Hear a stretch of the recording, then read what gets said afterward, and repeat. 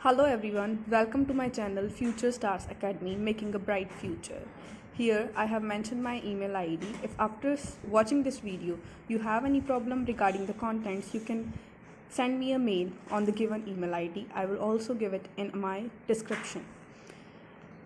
And for online tuition classes or offline tuition classes, you can contact us on the given contact number. Now let's start with the today's lecture.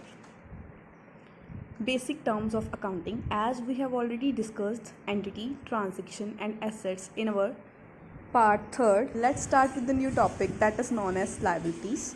Liabilities are the debt that firm has to pay on some future date. Every organization, whether big or small, find it necessary to borrow money or to buy goods or services on credit. Liabilities ਤਰ੍ਹਾਂ ਦਾ that ਆ ਜੋ ਹਰ ਇੱਕ firm ਭਾਵੇਂ ਉਹ firm big ਆ ਚਾਹੇ small ਆ ਉਹਨਾਂ ਨੂੰ ਮਨੀ ਬੋਰੋ ਕਰਨੀ ਹੀ ਪੈਂਦੀ ਹੈ ਗੁੱਡਸ ਐਂਡ ਸਰਵਿਸਿਜ਼ ਨੂੰ ਬਾਏ ਕਰਨ ਵਾਸਤੇ ਬਿਕੋਜ਼ ਮਨੀ ਹਮੇਸ਼ਾ ਕੈਸ਼ ਇੰਨਾ ਅਵੇਲੇਬਲ ਨਹੀਂ ਹੁੰਦਾ ਆਰਗੇਨਾਈਜੇਸ਼ਨਸ ਕੋਲ ਉਹਨਾਂ ਨੂੰ ਕ੍ਰੈਡਿਟ 'ਤੇ ਗੁੱਡਸ ਬਾਏ ਕਰਨੀਆਂ ਪੈਂਦੀਆਂ ਨੇ ਸੋ ਉਹਨਾਂ ਨੂੰ ਉਹ ਜੋ ਕ੍ਰੈਡਿਟ 'ਤੇ ਉਹਨਾਂ ਨੇ ਗੁੱਡਸ ਬਾਏ ਕੀਤੀਆਂ ਉਹਦਾ ਜੋ ਕੈਸ਼ ਆ ਉਹਦੀ ਜੋ ਪ੍ਰਾਈਸ ਆ ਉਹ ਫਿਊਚਰ 'ਚ ਕਿਸੇ ਡੇਟ 'ਤੇ ਪੇ ਕਰਨਾ ਹੁੰਦਾ ਹੈ there is a promise to pay cash in future. This obligation is known as liability. जो उन्होंने ये promise आ उन्होंने ਆਪਾਂ ਕੀ ਕਹਿੰਦੇ ਆ liability. The liabilities are shown on the credit side of the balance sheet. Okay, next capital. Amount invested by the owner in the business is known as capital. जो amount owner अपने business 'ਚ invest करता है ਉਹਨੂੰ ਆਪਾਂ ਕੀ ਕਹਿੰਦੇ ਆ capital. Owner maybe brings capital in the form of cash or good.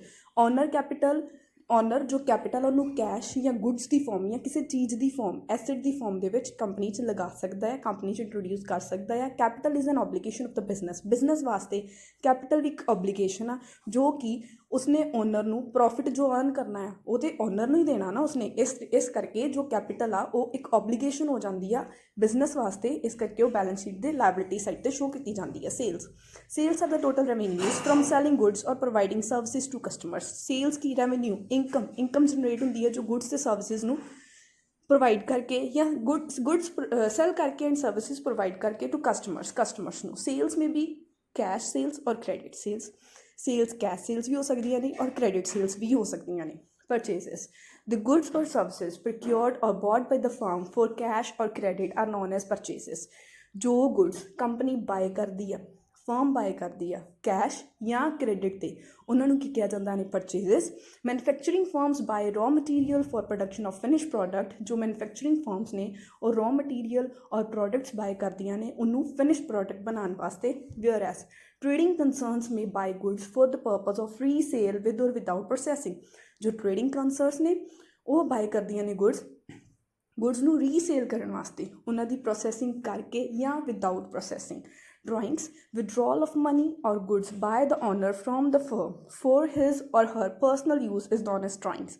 ਜੋ ਓਨਰ ਬਿਜ਼ਨਸ 'ਚੋਂ ਮਨੀ ਡਰੋ ਕਰਦਾ ਜਾਂ ਕੈਸ਼ ਡਰੋ ਕਰਦਾ ਆ ਵਾਪਸ ਲੈਂਦਾ ਆ ਡੈਟ ਇਜ਼ ਨੋਨ ਐਸ ਆਪਣੇ ਪਰਸਨਲ ਯੂਜ਼ ਵਾਸਤੇ ਉਹਨਾਂ ਨੂੰ ਕਿਹਾ ਜਾਂਦਾ drawings reduce the investment of owner drawings ਦੇ ਨਾਲ ਓਨਰ ਦੀ ਇਨਵੈਸਟਮੈਂਟ ਘੱਟ ਜਾਂਦੀ ਹੈ Debtors are the person who owe to the organization an amount for buying goods or services from it on credit.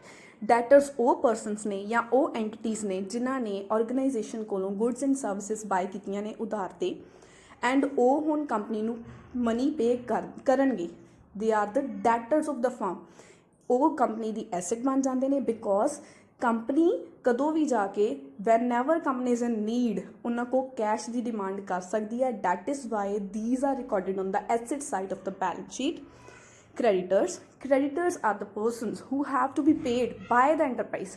Clear the difference.